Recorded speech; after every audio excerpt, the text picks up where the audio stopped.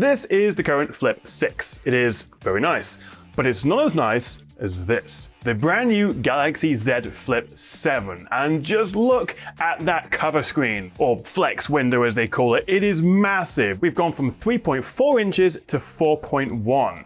It has very much gone into that Motorola Razr territory with the full screen, but it also felt like the natural progression for the Flip 7. And together with the Fold 7, I reckon this is one of the biggest upgrades we've seen to Samsung's foldable, flippable lineup in years. So let me walk you through what's new, what's good, and also perhaps what's not so good. Anyway, the headline is of course that new bigger flex window, but it's not just a bigger screen, it's also much brighter, now 2400 nits, matching the same as the internal main screen, and also we get their vision booster, which improves the contrast and colors at those high brightnesses. They've also bumped the refresh rate from 60 to 120 Hertz, and I love the fact you get these sort of color animations around the two cameras based on what you're doing, whether you're recording a video, taking a photo, and if you take a photo on a timer, it counts down left to right and actually subtly pulls your eyes towards the camera lenses, which is where you should be looking when taking a picture. The Flip 7 is also significantly thinner this year. With the Flip 6, it was 6.9 to 14.9. So Samsung have managed to shave off 1.2 millimeters when it's closed, which of course is one of the issues with the Flip because it really does stick out your trousers, or wherever you put it. No change to the weight though, still 188 grams. Well, technically it's 1 gram heavier, so it's skinnier but not any lighter. Also, look at this hinge. It's 30% slimmer versus the Flip 6. That's a massive year-on-year improvement. They have kept basically the same camera system as the Flip 6, but they've reduced the size of it, but it means because we have the thinner chassis, the lenses don't stick out any more than they did. It also comes in 3 colors, well, technically 4th with the online exclusive mint, although I didn't get to see that in person, but I saw the blue shadow, the jet black, and the coral red, which definitely looks more pinkish than red, and actually I reckon might be my favorite. But between the 3, which would you go for? New chip, of course, the Snapdragon 8. No. They didn't. They haven't done that. In a surprising twist of fate, Samsung's using their EXYNOS 2500 for the Flip. And apparently this will be globally as well, not just like in European or Asian markets. They have no issues obviously with the Snapdragon chips. They use it in the 8 Elite for the Fold, the S25 series. Also, does this mean that the S26 series may use the EXYNOS chip again? Anyway, I'm sure it will be capable, but obviously there are questions over the ISP. Does it impact the camera in terms of Samsung's Pro Visual Engine, the processing? Also the modem for the networks for your mobile signal, and also of course battery. Now this is where things sound more promising. The new chip paired with a new bigger battery, we're talking 4300 milliamp hours, that's up from 4000 last year. Samsung are promising 2.5 hours longer battery life versus the Flip 6, and a whopping 6.5 hours longer versus the Flip 5.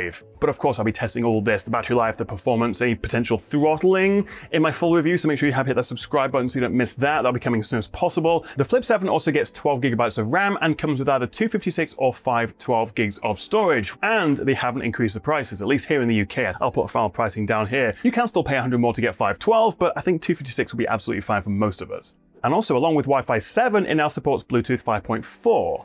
As for the camera, well, this won't take too long because it's basically exactly the same as last year's Flip 6 with a 50 megapixel main and a 12 megapixel ultra wide. No telephoto here. The Fold 7 actually enjoys quite a significant hardware upgrade in terms of the camera, like the 200 megapixel camera that we got on the Ultra that's now squeezed into the Fold 7, and actually has a similar profile really to the Flip 7. So it's a little bit disappointing that we couldn't also get that in the Flip, especially when the Edge has it. They have shrunk the actual whole camera module so the lenses aren't as sticky outy as they would have been. And also we do get some of the benefits with their new Pro Visual Engine, which taps into the chip's ISP and also OneUI 8. So they're promising improved noise reduction, better low-light video. We can also now shoot 10-bit HDR video, very much like the Fold 7. And we get some pretty nifty new features when using the FlexWindow. For example, they've improved the auto zoom, so it'll actually go between the ultra-wide and the main and keep you in the frame. We've got this on-screen zoom slider. You can actually apply filters now directly through the FlexWindow, and you can flick through them. And also, as I showed you earlier, this very cool new camera hole visualization, as they call it.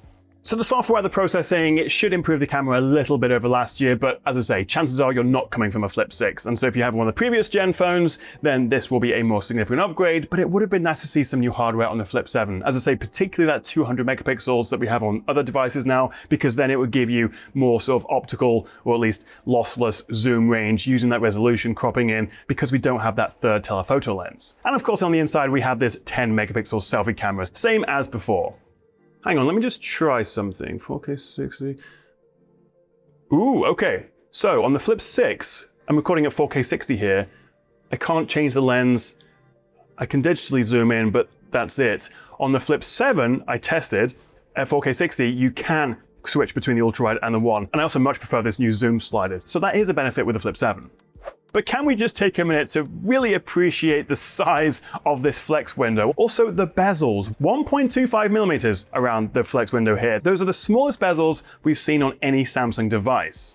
The downside, of course, is that the camera lenses themselves will obscure a little bit of what's on screen, but that's not really the end of the world. And also, while I am flicking through wallpapers and widgets, the first thing you should do if you buy a Flip is download the Good Lock app from the Galaxy App Store, because through that you can then play around and it will let you have all your regular full apps on the cover screen. So you could have YouTube or Netflix or Google Maps or whatever it is on that flex window. So really you are turning it into a proper second screen. I think the reason Samsung don't encourage you or allow you to do it more easily just from the home screen is because they can't obviously guarantee what third-party apps will look like on that window cover screen. They want to make sure it's a nice experience. So you may have some bugs and issues with Windows, but I've never really had any problems, and it really does make it a lot more useful. So the Flip 7 ships with Android 16 with Samsung's OneUI 8 on top, meaning it is one of the first phones to ship with the brand new version of Android, and as usual, Samsung do promise 7 full years of OS updates. And I said a similar thing about the Fold 7, that now the hardware has got so much better, and in this case, sort of caught up with Motorola, at least in terms of the Flex window.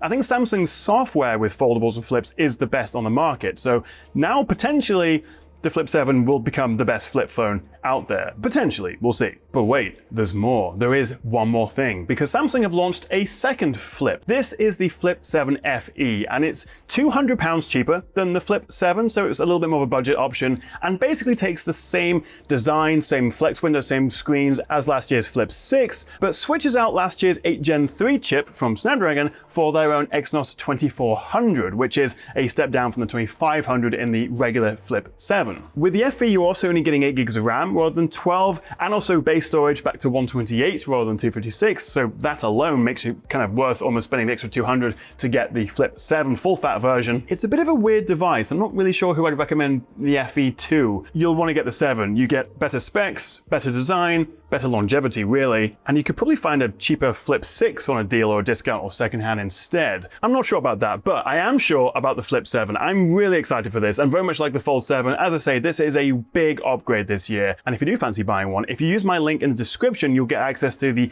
pre-order deal where they double the storage for free, and also I think you can get like an extra $50 off it, so make sure you check out those links. But what do you think? Are you tempted to buy a Flip 7, or have we all just moved on from flips and folds now? Thank you so much for watching, guys. I'll see you next time right here on the Tech Chat.